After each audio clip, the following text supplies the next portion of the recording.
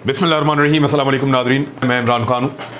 ख़बर जो है वो बड़ी है और वो ये है कि इलेक्शन कमीशन ऑफ पाकिस्तान ने फ़ॉरेन फंडिंग केस का, वैसे फ़ॉरेन फंडिंग केस हम इसको गलत कहते हैं, एक्चुअली ये ममनुआ फंडिंग केस है और इसके ऊपर पहले ही अदालत ने कह रखा है कि ये ममनुआ फंडिंग केस है। तो ये जो फंडिंग का केस है पाकिस्तान तहरीक-ए-इंसाफ का, इस हवाले से इलेक्शन कमीशन ऑफ पाकिस्तान ने जो फ़ैसला महफूज किया था वो फ़ैसला अब सुनाया जा रहा है। सुबह 10 बजे ये फ़ैसला सुनाया जाएगा। 2 अगस्त सुबह 10 बजे ये फ़ैसला इलेक्शन कमीशन ऑफ पाकिस्तान सुनाएगा। पहले ज़रा थोड़ा सा बैकग्राउंड में जाते हैं, मैं आपको बताता हूँ होने क्या वाला है। पाकिस्तान का आइन क्या कहता है, कानून क्या कहता है। कानूनी माहिरीन से मेरी बात हुई है, वो क्या बताते हैं। जस्टिस रिटायर उस्मानी साहब से मेरी बात हुई है, शाइक उस्मानी साहब, उन्होंने इस पर राय दी है। अदर सदीक साहब से बात हुई है, कुछ और लोगों से मेरी बात हुई है। जो इन्फॉर्मेशन है वो आपके साथ मैं शेयर कर देता हूँ कि एक्चुअली मैक्सिमम क्या हो सकता है, ज़्यादा से ज़्यादा पाकिस्तान तहरीक-ए-इंसाफ के खिलाफ क्या एक्शन लिया जा सकता है, मिनिमम इसमें क्या हो सकता है। लेकिन पहले देखें ये केस है क्या।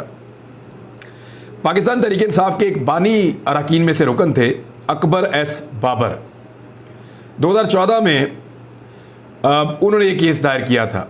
2013 में उनकी पार्टी के साथ मुखालफत शुरू हो गई थी और खैबर पख्तूनख्वा में हुकूमत बन गई थी पाकिस्तान तहरीक-ए-इंसाफ की। तो अकबर एस बाबर साहब पार्टी के खिलाफ हो गए और उन्होंने एक इल्ज़ाम लगाया कि गैर कानूनी फंडिंग की है इस पार्टी ने और $30 लाख यानी $3 मिलियन जो है वो ऑफशोर कंपनीज के जरिए इकट्ठे किए और फिर उनको लाकर यहाँ पाकिस्तान तहरीक-ए-इंसाफ के कोई मुलाजमीन है उनके अकाउंटों के अंदर पैसा डाला गया है। उनका यह भी इल्ज़ाम था कि जो फंड बैरून मुल्क मौजूदा अकाउंट हासिल करते थे, इसे इलेक्शन कमीशन में जमा करवाई गई सालाना ऑडिट रिपोर्ट में छुपाया गया था और फिर इसका केस कभी चलता था, कभी बंद होता था, कभी कोई स्टे आ जाता था।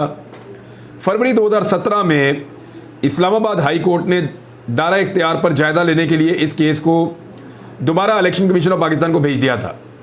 बीच में पाकिस्तान तहरीक-ए-इंसाफ ने एक दौर में यह भी मौक़िफ़ इख्तियार किया कि इस बंदे को तो अपने पार्टी से निकाल दिया है, ये कैसे केस कर सकता है। तो उसके ऊपर भी फैसला जो है तहरीक-ए-इंसाफ के खिलाफ आया। अमूमन अब तक जितने फैसले आए हैं इस केस में, उनमें ज़्यादातर पाकिस्तान तहरीक-ए-इंसाफ के खिलाफ आए हैं, क्योंकि इस केस को डिले में नहीं डाला जा सकता, अल्टीमेटली इसका फैसला आना है। अब ममनुआ फंडिंग में और फॉरेन फंडिंग में फ़र्क है। फॉरेन फंडिंग का जो मामला होता है ना, वो आता है कि मुल्क के खिलाफ कोई बैरून मुल्क से पैसा लेकर उसको इस्तेमाल किया जाता है। एक पॉलिटिकल पार्टी वो पैसा लेती है या कोई ग्रुप ये पैसा लेता है। ममनुआ फंडिंग ये होती है कि आप बाज़ औक़ात ऐसी जगहों से फंडिंग ले रहे होते हैं जिन चैनल्स से लेना जायज़ नहीं। मतलब कि इंडिविजुअल तो आपको फंडिंग दे सकता है, लेकिन आप किसी कंपनी से फंडिंग नहीं ले सकते। अच्छा, कंपनी से फंडिंग आप इसलिए नहीं ले सकते कि बाज़ औक़ात आपकी हुकूमत बन जाती है तो आप उस कंपनी को फ़ायदा भी दे सकते हैं। तो कन्फ्लिक्ट ऑफ इंटरेस्ट के मामलात होते हैं, जिस वजह से आप कुछ फंडिंग ले सकते हैं और कुछ नहीं ले सकते। पाकिस्तान तहरीक-ए-इंसाफ क्योंकि एक नई जमात थी और उसने बहुत ज़्यादा फंड इकट्ठे किए हैं, ये वाहिद पाकिस्तान की पॉलिटिकल पार्टी है जो फंडिंग से जलसे करती है और इलेक्शंस करती है। बाकी जो पॉलिटिकल पार्टीज़ हैं वो ऐसा नहीं करती। उनके सोर्स ऑफ इनकम मुख्तलिफ किस्म के होते हैं और उनको ऑफ द रिकॉर्ड भी लोग बहुत पैसा दे रहे होते हैं, ठेकों में पैसे आ रहे होते हैं, हुकूमत में होते हैं तो बहुत पैसा बनाते हैं, फिर उन्हीं पैसों को इलेक्शन लड़ने पर इस्तेमाल करते हैं। फिर पार्टी के अंदर बहुत अमीर लोग होते हैं, ब्लैक मनी इस्तेमाल होता है, तो बहुत कुछ ऐसी चीज़ें होती हैं। पाकिस्तान तहरीक-ए-इंसाफ वाहिद जमात है जिसने अपने अकाउंट्स के अंदर पैसे जमा करना शुरू किए और लोगों से फंड लिए, पाकिस्तान के अंदर भी पाकिस्तान के बाहर भी।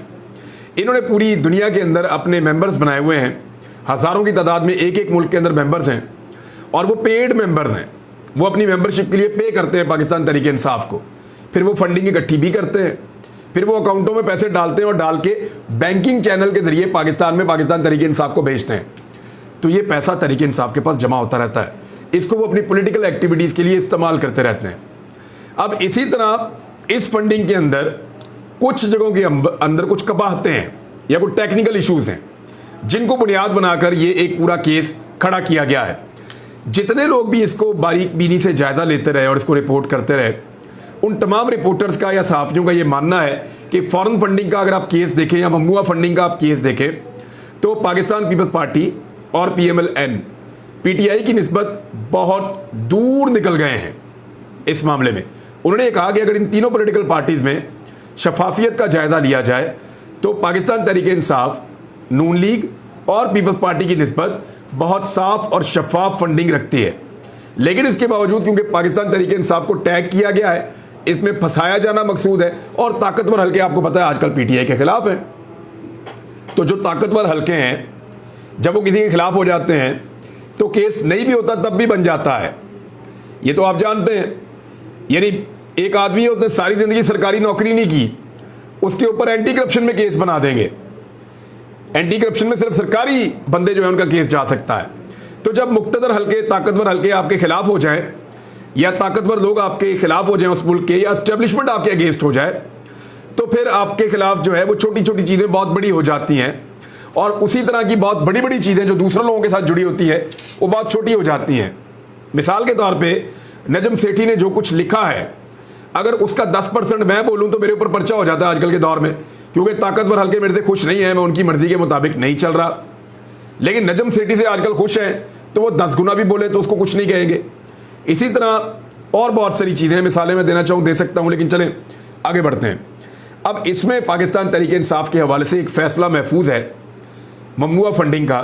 अदालत का एक हुक्मनामा यहां पे मौजूद है जो कहता है कि पाकिस्तान पीपल्स पार्टी, PMLN और PTI, इन तीनों की ममनुआ फंडिंग को इकट्ठा सुना जाए और इकट्ठा इनका फैसला किया जाए ताकि सबके साथ इंसाफ हो जाए। लेकिन ये बात इलेक्शन कमीशन ऑफ पाकिस्तान को समझ नहीं आ रही और ना वो ये बात मान रहे हैं। अब गुज़िश्ता दिनों से बहुत दबाव डाला जा रहा था, नवाज शरीफ साहब ने दबाव डाला बरतानिया से, और जब लोग सैलाब में डूब रहे थे तो मियाँ साहब ने कहा कि नहीं, फॉरेन फंडिंग पहले, ममनुआ फंडिंग पहले, PTI को पहले फारग करो, बाकी काम बाद में करेंगे। इसी तरह शहबाज शरीफ साहब ने बतौर वज़ीर आज़म लिख लिख कर और बोल बोल कर दबाव डाला इलेक्शन कमीशन पर कि हमें ये फैसला चाहिए, PTI के खिलाफ आप ये करें। फजल रहमान साहब ने बहुत जोर लगाया, बाकी सब ने जोर लगाया, और जो हल्के नाराज हैं वो तो नाराज हैं इमरान खान साहब से, जिन्होंने निकाला है वो वापस तो आने नहीं देंगे। तो ऐसी सूरत में अब इस माहौल के अंदर सुबह 10 बजे इलेक्शन कमीशन ऑफ पाकिस्तान ममनुआ फंडिंग केस का फैसला सुनाने जा रहा है। आईनी और कानूनी नुक्ता नजर से वो कर क्या सकता है, लेकिन कानून उसको क्या इख्तियार देता है। अगर तो ये पैसा ममनुआ फंडिंग के जुमरे में आता है तो इलेक्शन कमीशन ऑफ पाकिस्तान सिर्फ और सिर्फ उस पैसे को जब्त कर सकता है, उस पैसे को ले सकता है, या वो पैसा वापस ले सकता है कि जी ये ममनुआ फंडिंग में है, ये पैसा आप वापस जमा करवाएं। जुर्माना हो सकता है, दीगर चीजें हो सकती हैं, लेकिन एक पॉलिटिकल पार्टी को बैन नहीं किया जा सकता, उसको बंद नहीं किया जा सकता। इमरान खान साहब की पॉलिटिक्स को इसमें से माइनस नहीं किया जा सकता। यह मुमकिन नहीं होगा कि इमरान खान की आप पॉलिटिक्स को इसके जरिए से माइनस कर लें। अब इसमें पाकिस्तान तहरीक इंसाफ को अगर बैन करना है या उनकी पॉलिटिक्स खत्म करनी है तो इस ममनुआ फंडिंग में क्या करना पड़ेगा और उसका तरीकाकार क्या है, ये मैंने लिखा हुआ है क्योंकि मेरी मुख्तलिफ कानूनी और आईनी माहिरीन से बात हुई है। देखिए, इलेक्शन कमीशन ऑफ पाकिस्तान सिर्फ और सिर्फ इतनी सदा दे सकता है कि वो जब्त कर सकता है पैसा, वो ये कर सकता है कि उस पॉलिटिकल पार्टी को जुर्माना कर सकता है, इस तरह की चीज़ें कर सकता है, और कोई कार्रवाई कर सकता है जो इलेक्शन कमीशन ऑफ पाकिस्तान के जुमरे में आती है। लेकिन पार्टी को ख़त्म नहीं कर सकता, उस पार्टी को जो है वो ऐसा नहीं कर सकता कि वो पार्टी का वजूद ही ख़त्म हो जाए या उसके ऊपर पाबंदी लग जाए। ये जो पाबंदी वाला काम है ना, ये आर्टिकल 6 के तहत इलेक्शन कमीशन ऑफ पाकिस्तान जो है वो कार्रवाई कर सकता है। लेकिन आर्टिकल 17 जो है ना, वो है फॉरेन फंडिंग के मामले के ऊपर, या उस मामले के ऊपर कि बाहर से पैसा लेके कोई पॉलिटिकल पार्टी जो है वो पाकिस्तान के अंदर इंतशार फैला रही है या हालात ख़राब कर रही है या पाकिस्तान की दुश्मनी के अंदर उतरी हुई है। तो ये आर्टिकल 17 उसको फिर वो डील करता है। आर्टिकल 17 जो है इसके ऊपर अमल दरामद फेडरल गवर्नमेंट कर सकती है, वफाकी हुकूमत। इसके ऊपर अमल दरामद जो है वो इलेक्शन कमीशन ऑफ पाकिस्तान नहीं कर सकता। उसका तरीका क्या है, इलेक्शन कमीशन ऑफ पाकिस्तान कहे या ना कहे, ये इख्तियार पहले दिन से शहबाज शरीफ के पास है, जब से वो वज़ीर आज़म पाकिस्तान बने हैं, कि मैं बतौर वज़ीर आज़म और मेरी काबीना हम ये समझते हैं कि ये जो पॉलिटिकल पार्टी पाकिस्तान में है जिसका नाम पाकिस्तान तहरीक इंसाफ है, इसने बाहर मुल्क से पैसा लिया है। हालांकि ये साबित नहीं कर सकते, लेकिन वो इस पॉलिटिकल पार्टी को बैन कर सकते हैं, इस पॉलिटिकल पार्टी को बैन कर सकते हैं, इसको बंद कर सकते हैं कि ये पॉलिटिकल पार्टी अब मौजूद नहीं है, इसको हमने बैन कर दिया है। पाकिस्तान तहरीक इंसाफ को ये काम इलेक्शन कमीशन ऑफ पाकिस्तान नहीं कर सकता कानून के मुताबिक, ये काम फेडरल गवर्नमेंट कर सकती है कानून के मुताबिक।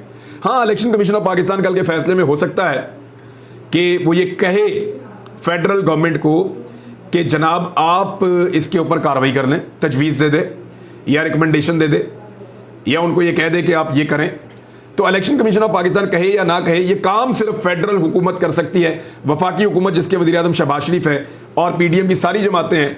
अब इन सारी जमातों ने अगर इमरान खान से जान छुड़ानी है तो तरीका ये है कि सारे मिलकर फैसला करें और पाकिस्तान तहरीक इंसाफ को हमेशा के लिए बैन करने की कोशिश करें। लेकिन अगर इन्होंने पाकिस्तान तहरीक इंसाफ को बैन किया तो ये मामला फौरी तौर पर सुप्रीम कोर्ट ऑफ पाकिस्तान में जाएगा और फिर सुप्रीम कोर्ट ऑफ पाकिस्तान इस मामले को देखेगा। सुप्रीम कोर्ट ऑफ पाकिस्तान ये भी सवाल कर सकती है कि बाकी पॉलिटिकल पार्टीज की भी ले आओ फॉरेन फंडिंग की रिपोर्टें। इलेक्शन कमीशन से पूछ सकती है कि बताइए क्या इनका रिकॉर्ड दुरुस्त है, अगर पीटीआई का दुरुस्त नहीं है तो बताइए क्या पीएमएलएन का दुरुस्त है, बताइए क्या पीपल्स पार्टी का दुरुस्त है। अगर उनका रिकॉर्ड दुरुस्त है तो ठीक है, नहीं तो फिर उनको भी ले आओ और उनको भी जो है वो फेडरल गवर्नमेंट को चाहिए कि ऐसे ही उनको भी बैन कर दें। फिर इस तरह जो सुप्रीम कोर्ट ऑफ पाकिस्तान देखेगा वो खाली पाकिस्तान तहरीक इंसाफ को नहीं देखेगा, वो तमाम पॉलिटिकल पार्टीज को देखेगा और सुप्रीम कोर्ट ऑफ पाकिस्तान जो है वो पार्टी की रुकनीत बहाल भी कर सकती है। लेकिन इसमें ये तो मैं कानूनी नुक्ते आपको बता रहा हूं कि वैसे जान नहीं छूटती इमरान खान से पार्टी खत्म कर दो, लेकिन क्या ऐसे जान छूट जाएगी, इसका एक और पहलू भी है जो सबसे इंटरेस्टिंग है। ये जो सबसे इंटरेस्टिंग पहलू है ना वो ये है कि क्या अवाम मानेगी। शहबाज शरीफ की हुकूमत तो आपने बना लिया आईन और कानून के मुताबिक, क्या अवाम ने माना? आपने पंजाब के अंदर हमजा शहबाज की हुकूमत बना दी आईन और कानून के मुताबिक, क्या अवाम ने माना? आपने दोस्त मजारी के जरिए से 2 नंबरी करके कानून को तोड़ मरोड़ के शहबाज शरीफ की हुकूमत हमजा शहबाज की पंजाब में बचा दी, क्या लोगों ने माना? आपने 20 हल्कों में इलेक्शन करवाए, 15 में पाकिस्तान तहरीक इंसाफ वापस आ गई और बल्कि 16 उनके पास आ गई, तो क्या लोगों ने माना?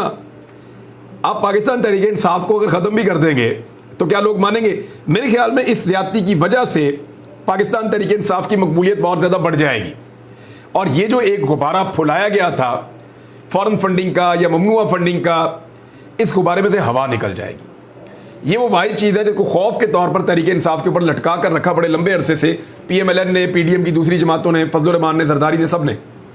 लेकिन अब अगर इस गुब्बारे से हवा निकल गई तो फिर इमरान खान को किस चीज़ के ऊपर ब्लैकमेल करेंगे? वो सुप्रीम कोर्ट जाएं, वहाँ पे फुल कोर्ट बैठ जाए या जजेस इकट्ठे होकर बैठे, 5 रुकनी, 7 रुकनी, 8 रुकनी जजेस इकट्ठे होकर बैठे और वहाँ ये फैसला हो जाए कि सारी पार्टियों को इकट्ठा सुने, हमने कहा था पहले ये अदालत ने आपको, या फिर एक पॉलिटिकल पार्टी को आप बैन नहीं कर सकते सिर्फ कुछ फंड्स की टेक्निकल खराबियों की वजह से, जो आपकी तो बेड़ा ही गर्क है। इमरान खान का तो कोई 1-2-3% का मामला है, इनका तो 90% समझ ही नहीं आते फंड्स। आज तक किसी चीज़ का जवाब ही जमा नहीं करवाया, ना पीपल्स पार्टी ने, ना पीएमएलएन ने। और फजल रहमान का तो मेरा आप सबको मशवरा कि कभी उनसे फंडिंग का हिसाब नहीं आपने लेना, वरना आप यहूदियों के एजेंट हो जाएंगे, आप काफिर हो जाएंगे, आपके ऊपर फतवे लग जाएंगे, आपको मुर्तद करार दे दिया जाएगा। लिहाजा आपने कभी फजल रहमान साहब की फंडिंग के ऊपर सवाल नहीं करना। सवाल करें पॉलिटिकल पार्टीज की फंडिंग के ऊपर, जिनमें एक पीपल्स पार्टी है और एक उसके अंदर पीएमएलएन है, और उनके पास भी जो है वो अपनी फंडिंग का प्रॉपर जवाब मौजूद नहीं है।